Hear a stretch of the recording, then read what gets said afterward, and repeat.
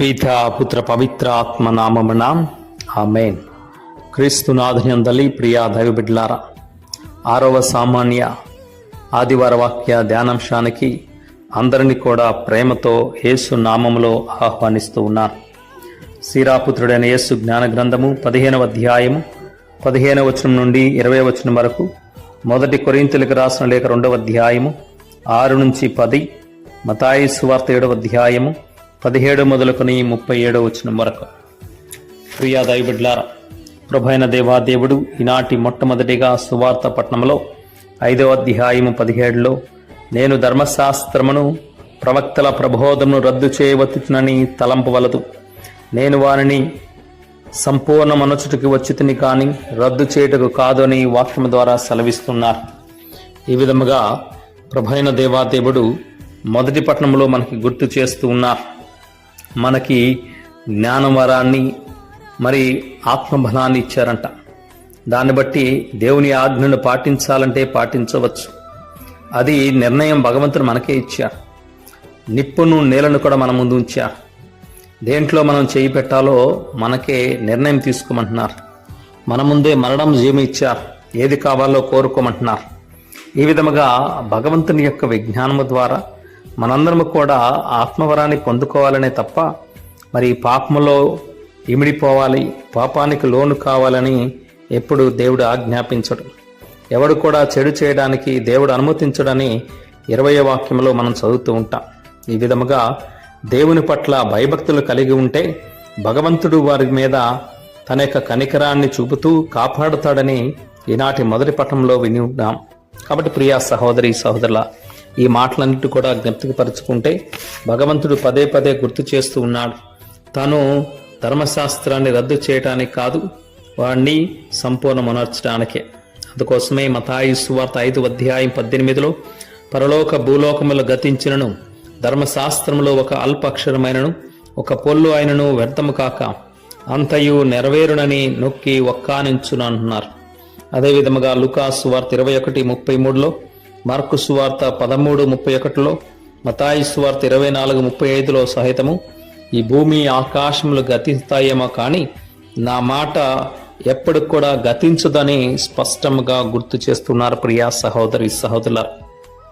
మరి అటువంటి ఈ సమాజంలో, ఈ లోకంలో మన యొక్క స్వార్థము కోసమై, స్వలాభం కోసమై ఎంతోమంది ఎన్నో రకాలుగా వారి యొక్క జీవితాలను మారుస్తున్నారు. చివరికి పవిత్ర గ్రంథాన్ని కూడా మార్చిన సందర్భాలు. అదేమిటంటే మనకి ఈ యొక్క పాత నిబంధన, నూతన నిబంధనలో మొత్తం 73 పుస్తకాలు ఉన్నాయి. మరి ఇతరులకి, అదే క్రీస్తు భగవంతుని అనుసరించే వాళ్ళకి 66 ఉన్నాయి. ఆ యొక్క పాత నిబంధనలో మనకి 46 ఉంటే మరి ఇతరులకి 39 పుస్తకాలే ఉంటాయి. మరి 7 పుస్తకాలు ఏమయ్యాయి అని చెప్పేసి ప్రశ్నిస్తే వారికి అనుకూలంగా లేని వాటిని తీసివేశారు. మరి భగవంతుడు పలికిన ఈ మాటలకి వారు అనుకూలంగా ఉన్నారా, ప్రతికూలంగా ఉన్నారా, మనం హృదయ పరిశీలన చేసుకోవాలి. ఎందుకంటే మరి 16-17వ శతాబ్దంలో ఇది జరిగింది. దానికంటే ముందు అందరికీ ఒకే బైబిల్ గ్రంథం, 73 పుస్తకాలతో ఉన్న గ్రంథం 66 పుస్తకాలుగా ఎందుకైంది అంటే మానవ స్వార్థం కోసం, స్వలాభం కోసం చివరికి పవిత్ర గ్రంథాన్ని సహితము మనం మారుస్తూ ఉన్నాం. ఆ విధముగా చేస్తే అటువంటి వారికి తగిన విధముగా దేవుని యొక్క శాపాలే తప్ప అనుగ్రహాలు లేవు అన్న విధముగా భగవంతుడు గుర్తు చేస్తూ ఉన్నా.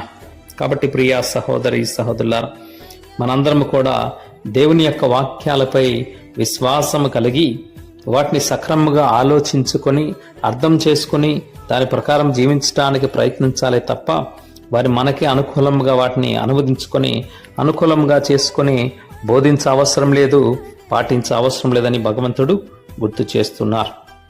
అదే విధముగా ఈనాటి ఆ యొక్క సువార్త పట్టణంలో 2వ భాగంలో మరి సర్వేశ్వరుని ఆజ్ఞలు 10 అని గుర్తు చేస్తూ దాంట్లో 6-7 ఆ యొక్క ఆజ్ఞలను మనకు తెలియజేస్తున్నారు. నరహత్య చేయొద్దు, వ్యభిచారం చేయొద్దు అంటున్నారు.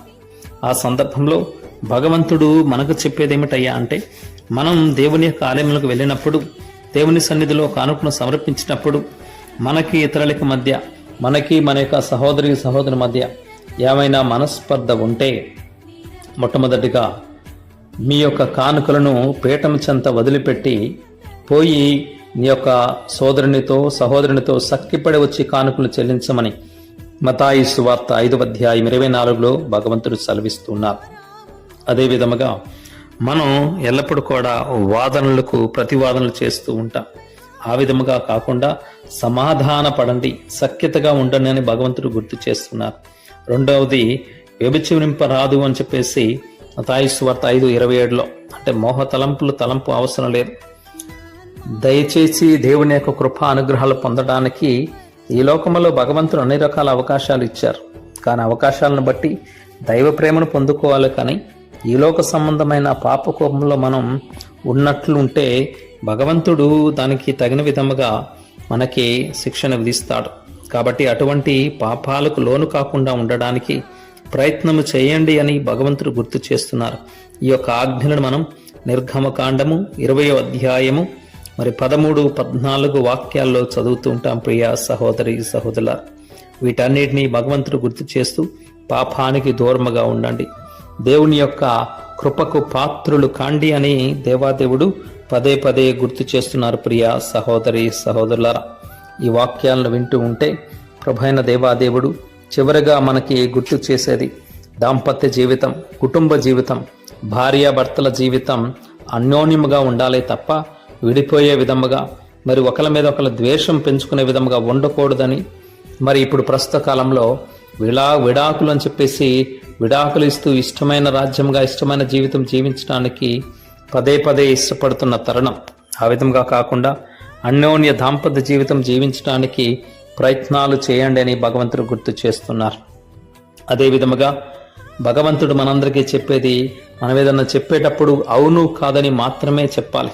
కానీ ఈ లోకంలో చాలామంది ఒట్లు పెడుతూ ఉంటారు.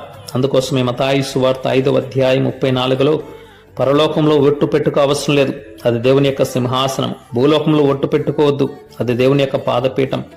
ఆ యొక్క యెరూషలేము మీద ఒట్టు పెట్టుకోవద్దు, దేవుని యొక్క మహారాజు నగరం అని గుర్తు చేస్తూ ఉన్నారు. కాబట్టి ప్రియ సహోదరి సహోదరుల, మన జీవిత విధానంలో మరి దేవుని మీద పరలోకంలో భూలోకంలో ఈ విధముగా ఒట్టు పెట్టుకునే అవసరం కాదు. ఆ విధముగా పెట్టుకునే మాటలన్నీ కూడా దుష్టుడి నుంచి సాతాను నుంచి వస్తాయని దేవాదేవుడు సెలవిస్తూ ఉన్నారు. కాబట్టి ప్రియ దైవబిడ్డలారా, ఈనాటి ఈ 3 పట్టణాలు కూడా మనకు గుర్తు చేసేది ఏమిటంటే దేవుని యొక్క మాటలు ఎల్లప్పుడూ కూడా వాస్తవాలు, సత్యం.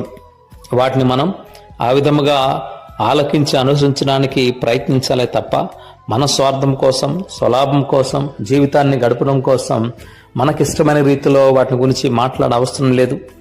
మరి వాటిలో ఉన్న వాస్తవాలని మనం మనకిష్టమైన విధముగా ఈ లోకంలో బోధించే అవసరం లేదని భగవంతుడు గుర్తు చేస్తున్నారు. కాబట్టి భగవంతుడు ఇచ్చిన జ్ఞానాన్ని బట్టి దేవాదేవునికి స్తుతి స్తోత్రం తెలియజేసుకుంటూ దేవుని యొక్క ఆత్మచేత నింపబడుతూ దేవాదేవునికి ప్రియమైన బిడ్డలుగా సాక్షులుగా మన యొక్క జీవితాన్ని ఈ లోకంలో కొనసాగిస్తూ పవిత్ర గ్రంథంలో ఉన్న మాటలు మన జీవితంలో వెలుగు బాటలుగా, మరి దేవుడు ప్రసాదించే ఆ యొక్క వెలుగుగా మనం అంగీకరిస్తూ ఆ వెలుగులో జీవించడానికి ప్రయత్నాలు చేద్దాం. ప్రభువైన దేవాదేవుడు ఈ యొక్క వాక్యాల ద్వారా మనందరి జీవితాల్లో వెలుగును ప్రాప్తింపజేసి పాపానికి దూరముగా ఉంటూ దేవుని కృపకు పాత్రులు కావాలని భగవంతుని ప్రార్థిద్దాం. ప్రభువైన దేవాదేవుడు ఈనాటి వాక్యముల ద్వారా మనందరిని ఆశీర్వదించాలని త్రిత్వాయిక సర్వేశ్వరుని నామంలో అడిగి వేడుకొనుచున్నాము తండ్రి, ఆమేన్. ప్రభువు మీతో నుందురుగాక, మీ ఆత్మతోనూ ఉందురుగాక. సర్వశక్తి గల సర్వేశ్వరుడు పితా పుత్ర పవిత్రాత్మ దేవుడు మనందరిని ఎల్లకాలం దీవించి ఈ వాక్యాల ద్వారా దినదినాభివృద్ధిలో ముందుకు నడిపించుదురుగాక. Amen. Praise the lord. Hallelujah, hallelujah, hallelujah.